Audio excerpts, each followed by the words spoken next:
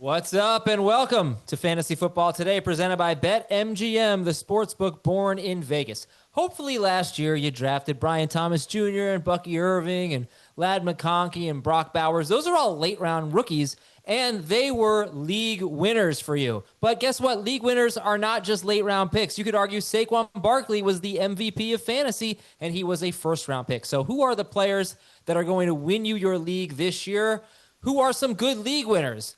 I've got two right here. LOL, Jamie Eisenberg and Heath Cummings. What an intro. Hey, Jamie, quick question before we get into the league winners. I mentioned Ladd McConkey, but did you move him down after the Chargers signed 33-year-old Keenan Allen?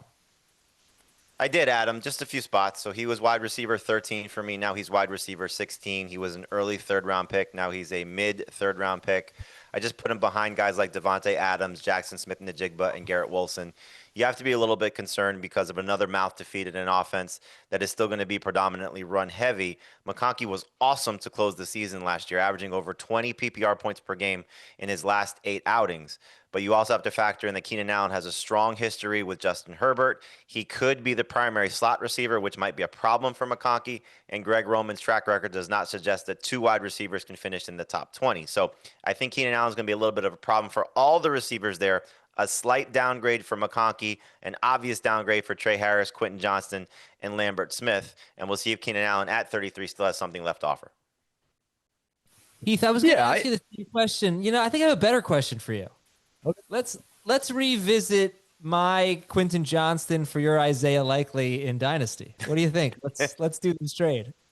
I didn't like that offer when you first made it. Both players have been downgraded now, and so I still don't like that offer. I think I'm going to hold Isaiah Likely until he flashes again. I will say I didn't move McConkey. I did downgrade his projection, but I had such a big gap from wide receiver 13 to wide receiver 14. I've been fighting with myself all summer, not being able to find anybody I want to rank at wide receiver 14.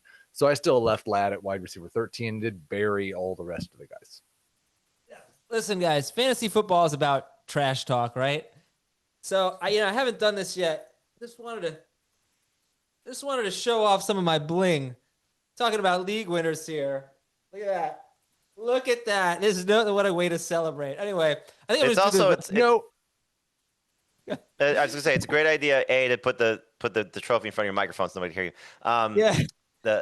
The necklace there, whatever you got. Trophy Smack, unbelievable company that gives us these things. I have 2 of those myself. They do a great job. If you ever want to celebrate your league winners, you can get the stuff from Trophy Smack, the products that they offer. Second of all, I highly encourage you to check out Adam Azer on X when he posted the picture of him wearing said belt, necklace, whatever. It looks like he's about to fall over. Is that what didn't know what was so funny about that picture. We'll bring it up later. I'll send it to the producers. Heath, why don't we get into your league winning quarterbacks here? So you each gave me one early round pick and one guy who's going 10 or later, around 10 or later, about that anyway. So you've got Jayden Daniels, who averaged 32.5 fantasy points per game, I think in his last 8 games, including the playoffs. That's insane. And you have Justin Fields as well. Take it away, sir. Yes, this is my QB1, and he's almost never drafted as the QB1. And as we see ADP start to reflect more home league drafts, more normal people drafting, not just us, we're going to see Josh Allen and Lamar Jackson both move up towards round 2 and move into round 2. But I think you'll still see Jayden Daniels in round 3. This is a guy who, as a rookie, 3,500 yards passing, 800 yards rushing, almost 900. And that doesn't tell the full story yet. I'm on with Adam Azer, so let's Azer stat it just a little bit. He had one game in the middle of the year where he played fewer than 10 snaps. In week 18, he left early because the Commanders didn't have anything to play for. And so if you just look at those 15 games that he played a full game, it's almost 4,000 yards passing for a guy who could run for 900 yards and produce 35 touchdowns. This is the guy who I think will be the number 1 quarterback this year, and you get him at a discount. What about McLaurin, though?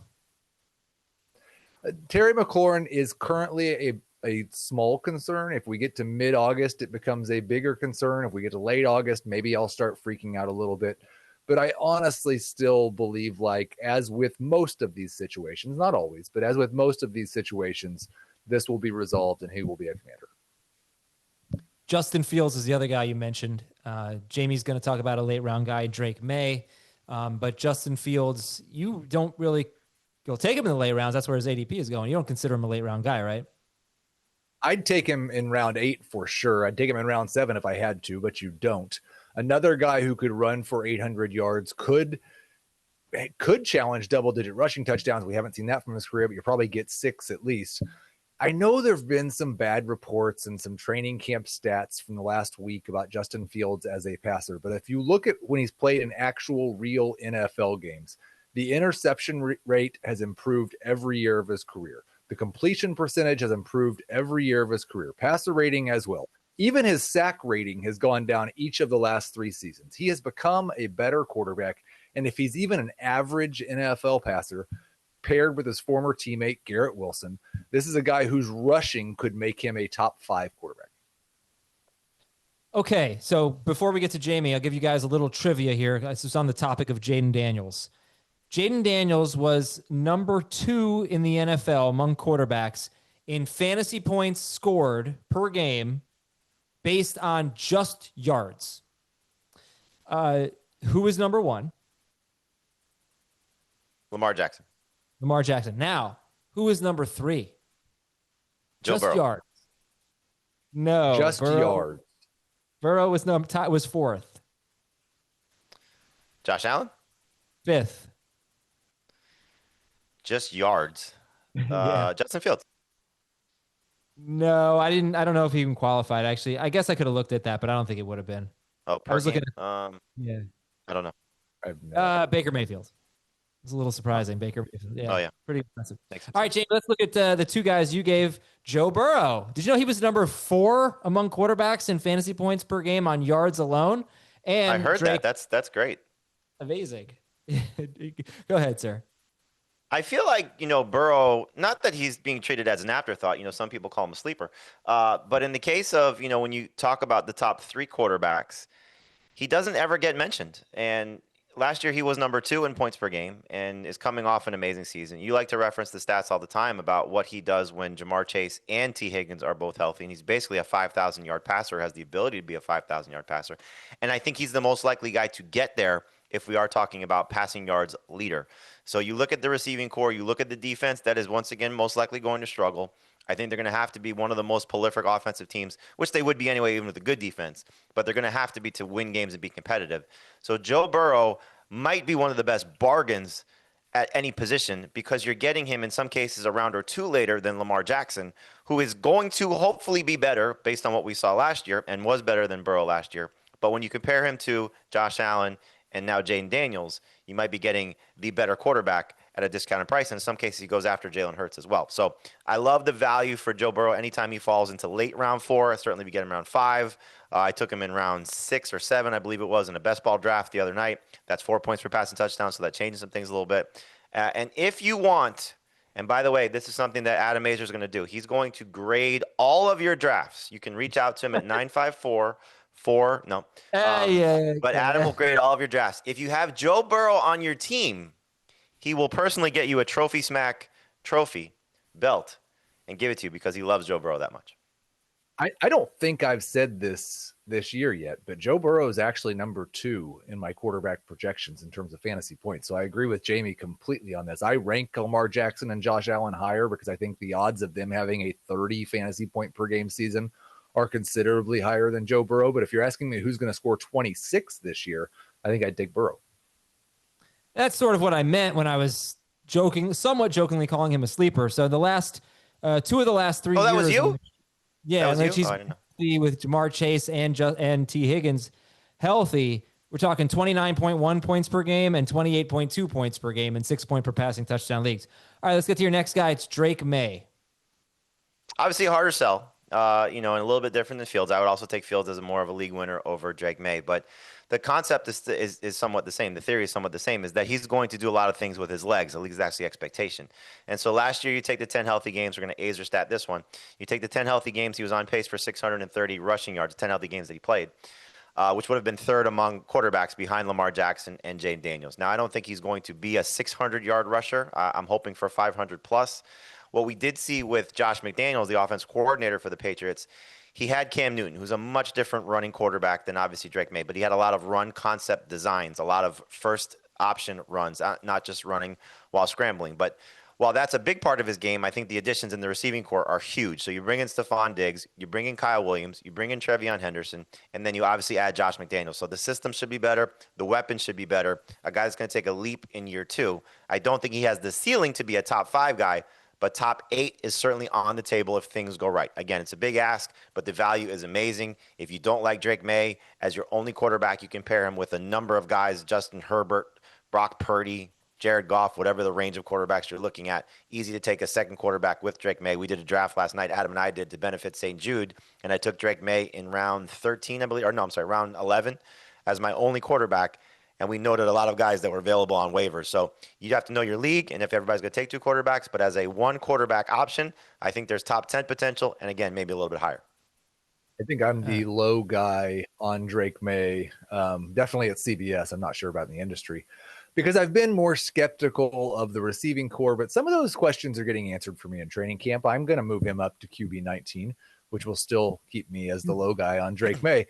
The thing that I am worried about is repeating the rushing production from last year. He's a good running quarterback, but he averaged an absolutely insane, I believe it was 7.8 yards per rush attempt, which quarterbacks just do not repeat. And I think with Josh McDaniels' offense, while he does have that Cam Newton experience, which he'd probably like to have those couple of years back of his life. Most of the time that Josh McDaniels has been calling plays, it's get the ball out quick, make the right read. If it's not there, throw it to the running back. And that's what it sounds like they're coaching Drake Maye to do. I wouldn't be surprised if we see both fewer rush attempts for Maye and a lower average. Okay, well, before you look at this picture or while you look at it, I swear I have more than one T-shirt. But we're going to take a break with this. Yeah, there he is. It is probably my favorite shirt. I don't know, it pops. But we'll get some running back league winners when we come back on Fantasy Football Today.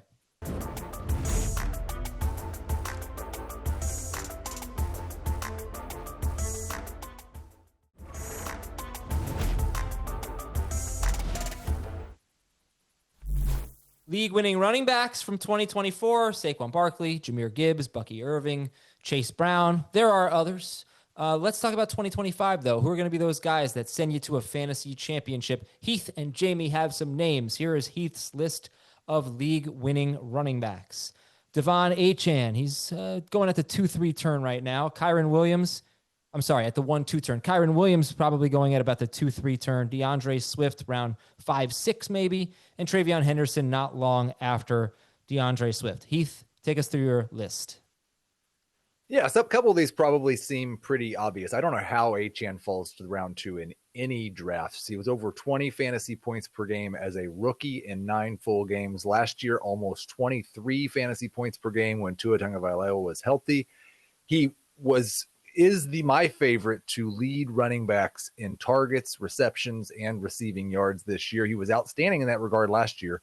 Now Jonnu Smith's gone. Now they're talking about how he's even improved more in the passing game. This is one of the few running backs that if their team gets worse, he may actually get better for fantasy football purposes. Kyren Williams, over 21 touches each of the past 2 seasons. I don't think Jarquez Hunter changes that. They just gave him a new deal. Obviously, they like him. Expect double-digit touchdowns. He should be an easy round 2 click. DeAndre Swift, I've talked about all summer. The lead back in a Ben Johnson offense was RB 15 per game the last time he was paired up with Ben Johnson. Much improved offensive line and kind of a struggling pass game right now. So maybe they run it a little more than they planned on.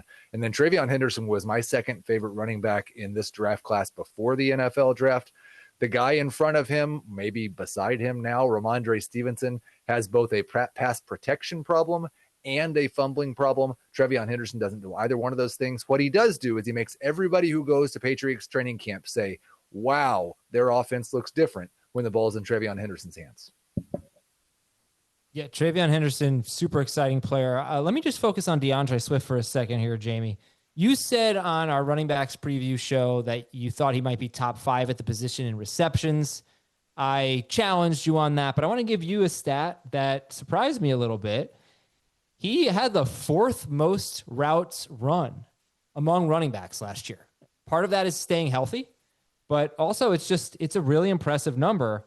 He didn't have a high enough target per route run rate, but that should give people hope. I mean, he was running a ton of routes last year, and no reason to think it won't be the same situation. The guys ahead of him were Devon Achane, Bijan Robinson, and Breece Hall. And then number 4 was DeAndre Swift. Number 5 was Kyren Williams. Kyren Williams, another guy on Heath's list that I think has a potential for a lot more catches. He's on the field all the time, just needs some more targets. But Jamie, I think it's easy to make the case for Achane and Kyren, and I would say even Henderson because he's so exciting. But do you think DeAndre Swift has that type of upside, that league-winning upside? Absolutely, especially at his cost, and I think that's a big part of this is that you're getting, I don't know if he's going to be a top 5 running back, but I think top 10 is within the realm of possibilities because, look, we are trying to attach a lot of the Detroit offense to the Chicago offense because of Ben Johnson. And right now we're seeing the path of maybe Swift becoming Jahmyr Gibbs. We don't necessarily have an easy target for who's going to be the David Montgomery. So if Swift does find a way to get more touchdowns, we know he struggled at the goal line, and that's sort of been a knock against him his entire career. If he could find a way to maybe get 10-plus rushing touchdowns, or at least somewhere to 10 to 12 total touchdowns, I think there's 1,500 total yards on his resume and north of probably 60 or maybe even 70 catches if this offense works in his favor, which right now it seems like the MO is Caleb Williams get the ball out of your hands behind a better offensive line with a better system. So the guys behind him right now stink. The opportunity is fantastic. He's been very, I think, sort of underrated in terms of his performances. As you've noted time and time again, he's always been a top 24 running back, sort of hovering around that 24 number. But as Heath alluded to, last time he was with Ben Johnson, could be the number 15 running back. And again, a few things break his way, maybe he cracks the top 10. So absolutely league-winning upside, and a lot of people just want to pass over him. Understandably so, but I think Heath is targeting him very aggressively. I'm going to target him not as aggressively, but I'd like to get a lot of shares of DeAndre Swift. I think he's going to be one of the better fantasy assets that you got, especially as a number 2 running back. Do you guys prefer Swift or Henderson? Heath and Jamie? Swift for now. Okay. All right, let's take a look at Jamie's list of potential league winners at the running back position. Christian McCaffrey, a round 1 pick. Chase Brown, 27th overall in average draft position on Fantasy Pros in full PPR. Omarion Hampton, we might see this ADP rise. He's currently a round 4 pick. And RJ Harvey is a round 6 pick. So you got McCaffrey, Brown, Hampton, and Harvey.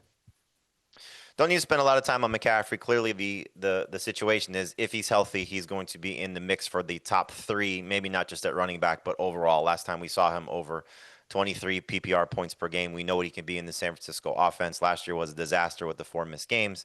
So if he stays healthy, he's going to be one of the better values that you get in the back end of round 1, depending on where his average draft position settles.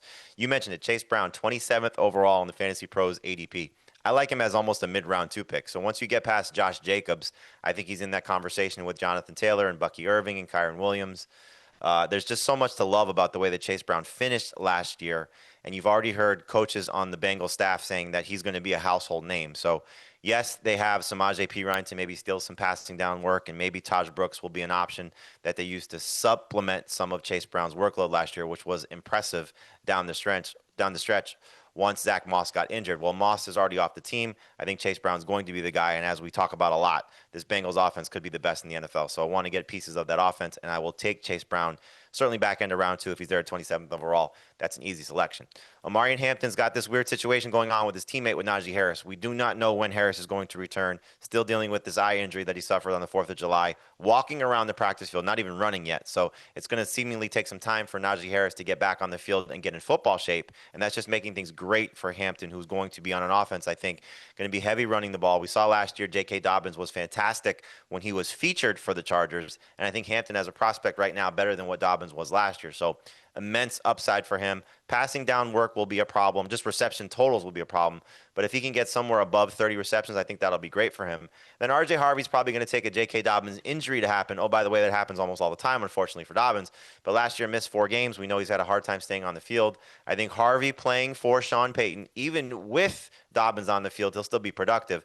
But if there ever were a situation where he's the only running back there, or at least the featured running back, potential workhorse, he could be one of the better pass-catching running backs. Remember, Javonte Williams had 50 catches last year for this Broncos offense, and Harvey could be more explosive based on what we saw from Williams last year. So there's a lot of upside for R.J. Harvey behind almost everybody we've mentioned. You know, the 4 guys that Heath said Harvey should go behind those guys as well.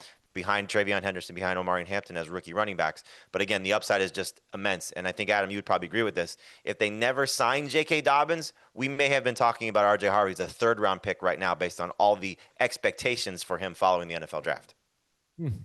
Yeah, some people might have taken him 7th overall in a dynasty rookie. That's not bad, though. Stop bringing that up. It was just disappointing. Heath, what is your hesitation with Omarion Hampton? You don't seem to be staying at the Hampton Inn like Dave and Jamie are. I think Jamie hit on it, and it's just the history of Greg Roman's offenses are generally low pass volume and low target percentage for the running backs. The fact that they just added Keenan Allen, already had Ladd McConkey, they're going to throw a little bit to the tight ends, probably more than they should based on who the tight ends currently are.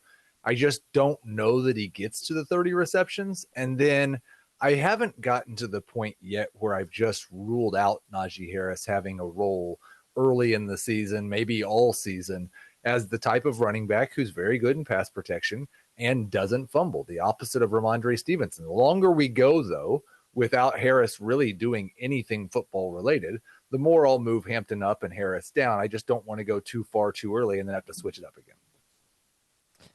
Man, Greg Roman, I think it's 11 seasons as a coordinator.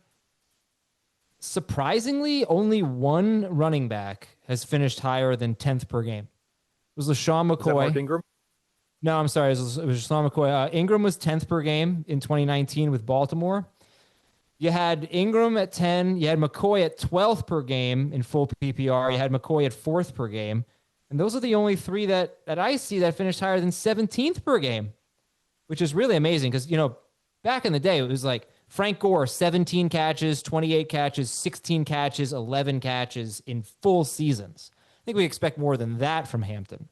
Hampton, good pass catching profile coming into the NFL. However, it's a good point you make. I mean, that history is not very encouraging for Greg Roman. It's also, though, to be fair, a lot of Roman's history has been with running quarterbacks, and Justin Herbert is not necessarily a running quarterback. Absolutely, and J.K. Dobbins had 32 catches in 13 games last year, on pace for 42 catches. He was RB 18 per game last year for the Chargers. All right, so those are some running backs that could be league winners for you. You can get in different spots in your drafts. We'll talk about wide receivers when we come back. Travis Hunter is a fascinating player. First of all, if you can get IDP points, he might be worth a second-round pick. But even if you can't, Travis Hunter might be one of those league-winning wide receivers. Who else makes the cut? We'll tell you after this.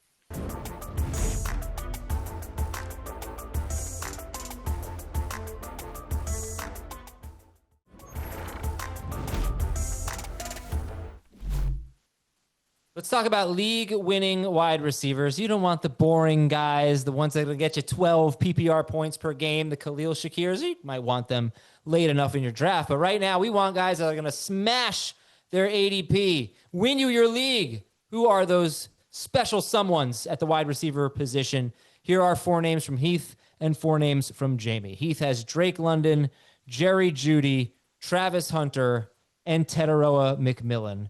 And 3 of these guys, Jeudy, Hunter, and McMillan, going in the same range in drafts. London, a solid second-round pick. Heath, tell us about your list. Yeah, I think when we talk about like the top 7 or 8 wide receivers, you pretty much always hear the same name. Drake London's name is usually not a part of that, which means it's not early second round. Sometimes it's mid-second round when his name goes off the board. He had 293 yards receiving in his last 2 games with Michael Penix last year. If Michael Penix is a good NFL quarterback and Darnell Mooney's not 100% healthy, Drake London has a chance to be a top 5 wide receiver or better in the NFL. He needs somebody that can get him the ball down the field and then also somebody who can get him the ball in the end zone. But I certainly think that's a possibility. Jerry Jeudy was a top 5 wide receiver with Jameis Winston last year. Now he basically has the other version of Jameis Winston, Joe Flacco, who looks like he's going to be a starting quarterback. Joe Flacco's thrown for 4,700 yards and 32 touchdowns in his last 17 NFL starts. Don't yell at me. I know he's not a good winning NFL quarterback, but he's a great fantasy quarterback, at least for his wide receivers. Travis Hunter and Tetairoa McMillan, the best 2 wide receivers in this rookie class. I know it wasn't a great wide receiver class and certainly maybe not a deep wide receiver class, but I think these 2 guys could be really special right away. Hunter has the target competition in Brian Thomas, but we're talking about probably the best player in college football last year, maybe the best football player on the Jacksonville Jaguars right now, and maybe somebody we're talking about as one of the best players in the NFL in the future. Every single day, no matter what position he's playing, he's making spectacular plays. His head coach recently said he'd like to see him play 80% of the snaps on offense. I've got him right now at wide receiver 24, and that's basically with 75% of the snaps. If he's at 80% and exceeds my touchdown projection, the sky is absolutely the limit. And then McMillan just earning all of the targets in Carolina and apparently catching all of them as well. We've seen Bryce Young focus in on one target in Adam Thielen. Now, that was a low efficiency target. What if he throws the ball 140 times to a guy like McMillan who can also go down the field and make big plays? He could be a huge surprise as a rookie. So, first of all, before I throw it to Jamie, Heath, how do you rank those last three on your list? Is it in order, Jeudy, Hunter, McMillan? It is currently Jeudy, Hunter, McMillan, but I'm like 3 more Travis Hunter highlights away from just moving him into the top 20. And Jamie, how do you rank those three? I have it McMillan, Jeudy, Hunter right now. I do think that Hunter is so polarizing, and it's going to be fun to see how this all plays out. I wonder if, he said he's making plays all over the field. I wonder just at some point if he's tired in a game or he starts as the season moves on to show that he's maybe better defensively than offensively, and they need him more over there. You have to factor that in, just in case he's not able to play 80% of the offensive snaps and 80% of the defensive snaps. And so it's a little bit concerning. You've already heard a lot of current players say it's impossible for him to play both. And you've heard Travis Kelce say, well, if I'm playing against him offensively, I'm just going to run him down the field all the time and just get him tired. And Davante Adams came out recently and said it's impossible for him to do this. So clearly there's a reason why no one has done it before. So we're going to see how this all plays itself out. So I would prefer to draft him as more of a high-end number 3 fantasy receiver as compared to a starter. I feel like in case of McMillan, he's just somebody that continues to rise in my rankings. And I think after I'm done today, I've already moved him this morning to 26, I believe it is. He's going to move into the top 24. Like, there's just so much upside for this kid. And every draft we do, it seems like we're behind consensus for where we are at CBS. Everybody else seems to be drafting him as a top 20 guy. Like, the upside could be just amazing for him. Okay, Jamie, let's take a look at your list here. You've got Tyreek Hill, Garrett Wilson, Jaxon Smith-Njigba. All 3 of those guys could be drafted in the 3rd round. And Jameson Williams, more like a 5th round pick. So, yeah, explain your list and why you have these 4. Yeah, Tyreek Hill is sort of low-hanging fruit. I mean, obviously, we saw what he was 2 years ago in terms of his production, each of the first 2 years with the Dolphins. And then last year, everything just fell apart. He had the wrist injury, Tua missed 6 games. The offensive scheme changed where they were trying to get the ball out quick, which I don't think benefited him in terms of the routes that he runs and how he gets his production. The fact that he came into camp this year more dedicated to the team after everything that he said at the end of the season last year, lost some weight. The loss of Jonnu Smith, I think, will help both receivers in terms of Tyreek Hill and Jalen Waddle. So if Tyreek is right, and I know he's getting to that age where we got to be a little bit concerned, now that he's 31, I still think there's one more potentially great season for him. So he's talked again about chasing 2,000 yards. I don't think that's realistic, but can he be north of 1,500 yards? Can he get back to 10-plus touchdowns? Can he obviously be a 100 catch guy? I think that's within the realm of possibilities. So I would actually take him in round 2. Love getting him in round 3. In the case of the other 2 receivers, JSN and Garrett Wilson, JSN we saw last year, 2 games without DK Metcalf on the field. He was amazing from that point forward. It was like middle of the year. He finished the season on such a high note. They bring in Cooper Kupp. They obviously changed coordinators, changed quarterback, a lot of things, moving parts there.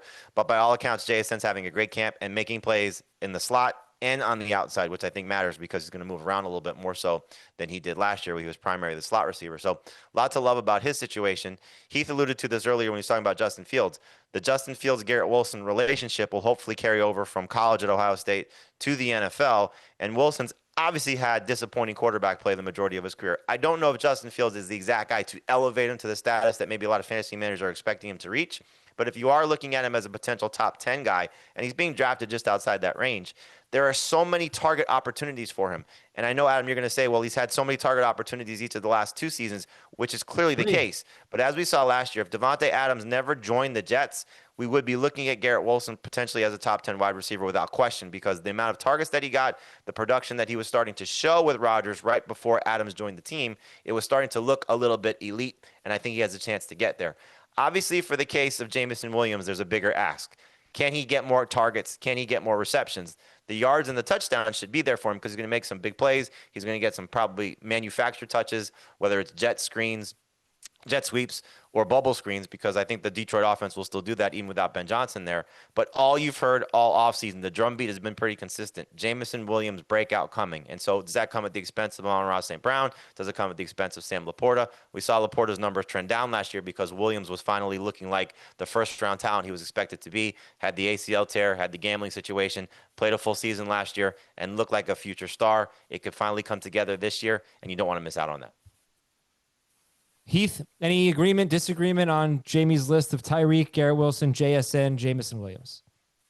Yeah, I pretty much agree that they could all be league winners. I have been a little bit more skeptical of Tyreek, not because I don't think he has the upside, because I worry about the floor. And the vibes in Miami are not exactly great right now. It doesn't seem like this offensive group, or maybe even the coaching staff, is all totally in agreement. And so I worry a little bit of that side of it. And with Garrett Wilson, I know I had Justin Fields as a league winner. The only thing really, I think that connection will be good and Fields will be better as a passer. It's just that a lot of times when we've seen Garrett Wilson have high target totals, it's been on a team that's throwing the ball 550, 600 times. I just worry that Justin Fields at his very best is leading an offense that's throwing 475 times, but no doubts at all about Garrett Wilson's talent. I totally agree with that. The 470 passes may all go to Garrett Wilson, though, based on this receiving core. You mentioned what he did with Aaron Rodgers, but I think he was on pace for 200 targets with Aaron Rodgers. He's had over 140 in all three of his seasons, and Garrett Wilson's never finished higher than wide receiver 19. I haven't pulled the trigger there on Wilson, near the 3-4 turn. I certainly prefer JSN. So who do you like better there, JSN or Wilson? JSN, but they're back-to-back for me. I think, again, they're similar scenarios here, in terms of maybe how they get the job done. But, you are talking about guys that could easily be the best receivers on their team. There's questions about their quarterbacks because I don't think Darnold does what he did last year in Seattle after leaving Kevin O'Connell's system. But, again, you look at path to success. They both lost guys on their own roster that would probably be roadblocks in terms of, DK Metcalf being an impotent to what JSN ceiling can get to, and the same thing for Adams leaving the Jets. I think they're just going to get a lot of opportunities here. But I agree with you. I think JSN's just in a little bit better place right now than Garrett Wilson because of where Wilson has been and just hasn't been able to produce that level yet. I just hope that he has, at worst, and I know that's is asking a lot, but at worst, the DJ Moore season with Justin Fields is what we saw in 2023 when Fields finally had a receiver get elevated to near elite status. I hope Garrett Wilson does that this year, if not better. Oh, better's going to be tough. That was an amazing season for DJ Moore. That would be great. That would be great for Garrett Wilson, and we'd love to see the production match the talent. All right, when we come back, we'll talk about league-winning tight ends. Wait until you see this list. I mean, league-winning tight ends, this is a harder list for sure. We'll be right back on Fantasy Football Today.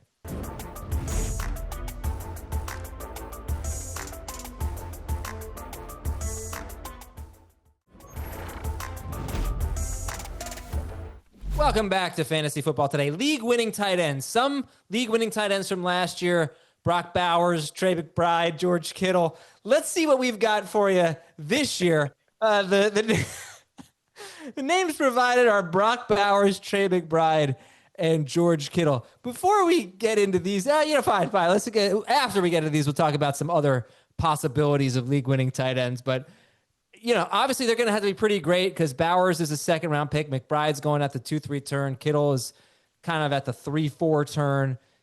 Jamie, do you think these guys will outperform their draft position? Talk about them as league winners. They're sort of being drafted to be that. I think they will. I mean, you look at the situation for all of them. Bowers, I was a little hesitant just based on the addition of Genty and maybe being a little bit more run-focused offense. I've since put Bowers ahead of McBride. I've kind of gone back and forth all offseason on these guys for a long time. I had McBride first. But obviously looking at what Bowers did in his rookie season, I think the quarterback upgrade and just the system upgrade, plus the opportunity to maybe just across the board score more points for the Raiders will help him. And the best part will be for both of these guys in terms of Bowers and McBride, can they find the end zone more? And if they do, and we're talking about 8+ touchdowns for both of them, it's a bigger ask for McBride based on his track record.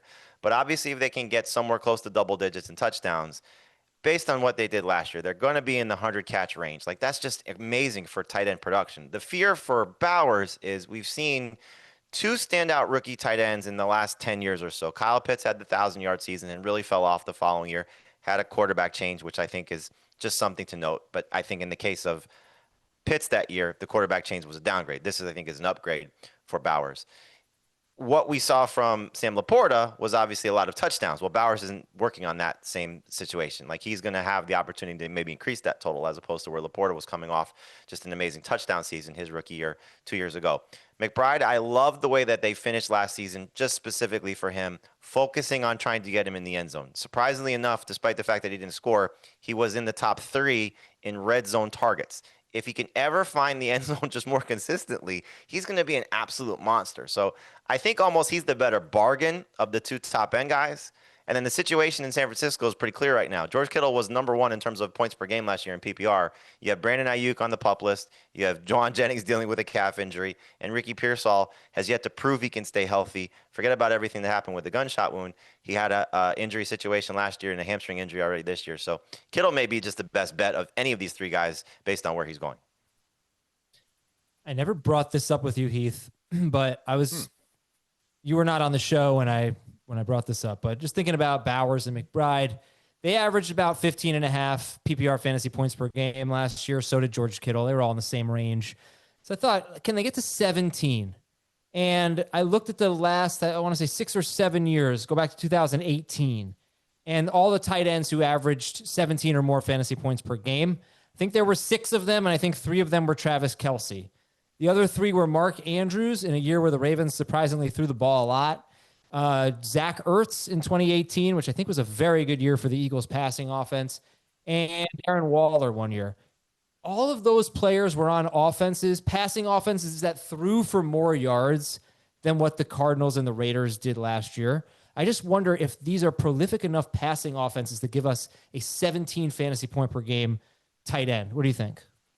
Well, I think the fact that Brock Bowers just caught 112 passes for 1,194 yards with Gardner Minshew and Aiden O'Connell as his quarterbacks when he was a rookie certainly indicates that if you and didn't have as good of offensive system, that if you upgrade the offensive coordinator, which they did, if you upgrade the quarterback, which they did, he has the ability. I wouldn't say 17. I think he has the ability to score 19 fantasy points per game. He's already got 2 touchdowns in 1 quarter of play, right? What's that?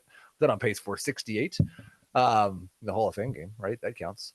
But no, I think you could double his touchdown total from this year if things go right. And there have been 2 of the last 3 seasons that Chip Kelly's been calling plays. His offenses have run at least 1,100 plays and thrown at least 620 passes. Those were in 16-game seasons. If we get a fast-paced Chip Kelly team with Geno Smith playing like he's played the last couple of years, Brock Bowers could absolutely just smash the tight end position. Okay, do you guys see any other league-winning potential players at this position? David Njoku, if Joe Flacco starts the majority of the season. I mean, you go back to that 2023 year, Njoku in those 6 games that Flacco started, 5 of them he was over 16 PPR points per game. And so there's so much upside for what we've seen from Njoku when it hasn't been Deshaun Watson. Now, there are a lot of things that are changing here. Most importantly, will Flacco start the majority of the season? That's the biggest question. He's also 2 years removed from playing at that level when he was coming off of his couch, by the way. But can he still get the job done? He looked much better at the end of 2023 than he did when his opportunities with the Colts last year. I don't know if that was system, everything around him. But Njoku has the ability, I think, to potentially push these guys, and that's why I think we're a little bit higher on him than where you see him getting drafted. His average draft position is usually between tight end 9 and tight end 11. We have him, I think, across the board as a top 5 tight end. And then clearly Laporta, if he can get back to being the guy that we saw his rookie season, the guy that we saw at the end of last year, a lot of it is touchdowns. But if that can be a little bit more consistent, he was in the mix to be tight end 1 2 years ago, can get back to that level of production again, but he's probably going to have to score, I think, in the neighborhood of 12 touchdowns. And if I was going to look for who's being drafted in the double-digit rounds that might turn in a top 3 or 4 season, which we've seen almost every year, it would have to be one of the rookies, Colston Loveland or Tyler Warren. There's so much mystery in that target distribution in Chicago We don't know if it's going to be Luther Burden or DJ Moore or Roma Dunze, but if Colston Loveland can be second on that team in targets and Caleb Williams can be an adequate NFL quarterback, then Loveland has the skill set. If you don't believe it, just go check out Jacob Gibbs' Twitter. I think he's contractually obligated to tweet about how good Colston Loveland could be every 4 to 6 hours. And then Tyler Warren, we hate the quarterback situation, but he could be that safety valve in the passing game and maybe even do a little bit as a rusher. Those would be the two guys that could come from the double-digit rounds. Well, thank you very much for your league winners at quarterback, running back, wide receiver, and tight end. Up next, we're going to hear from you. We've got your questions. Ask FFT after this break on Fantasy Football Today.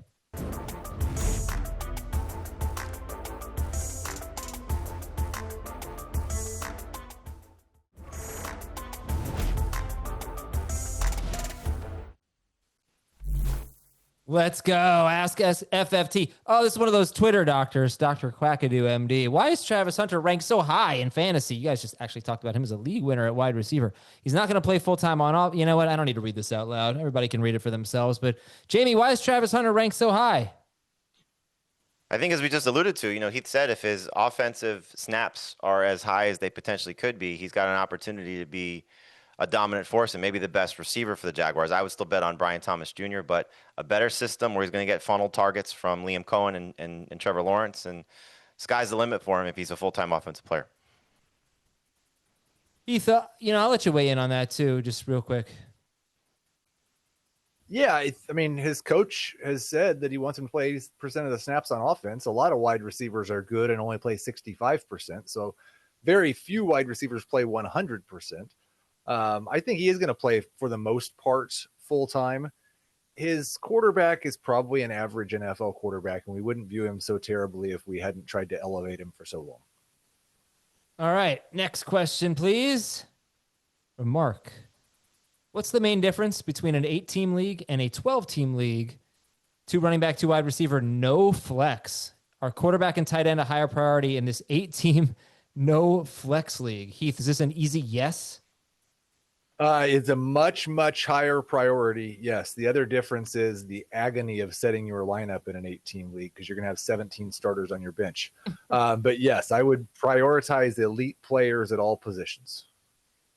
Man, when would you take your number 1 tight end and your number 1 quarterback in this format? First 2 rounds if you wanted to. Yeah, I might wait until after the top 3 to 5 at each running back and wide receiver position are gone, but it wouldn't take long. All right, let's go to our next one here. We'll give this one to Jamie. It's from Dean. In keeper or dynasty, how many games suspension is the cutoff to end ties with Rashee Rice? What do you think, Jamie? I don't know about ending ties. You're hopefully looking at it more than just the 2025 campaign, and Rice could still be the best receiver with Patrick Mahomes for many years to come. Imagine once Travis Kelce retires, we're expecting a lot from Xavier Worthy, and they'll continue to add talent. But, Rice has just been so dominant for the Chiefs on the field and even in practice so far. So I would not be cutting ties no matter what the suspension is. Next. Our last question is from Brett. What are you doing in preparation for the big tennis match? That is a week from tomorrow. I will be taking a couple of lessons next week, hopefully. I have a doubles tournament this weekend. I am ready. I am fired up and way too optimistic. But you know what? You got to have confidence. You got to fake it. Even if you don't think you're going to win, you got to fake it. Thanks so much for watching Fantasy Football today. If you like the show, check out the podcast anywhere you listen to podcasts. Thanks to Jamie Eisenberg Cummings. I'm Adam Azer. We'll talk to you next time.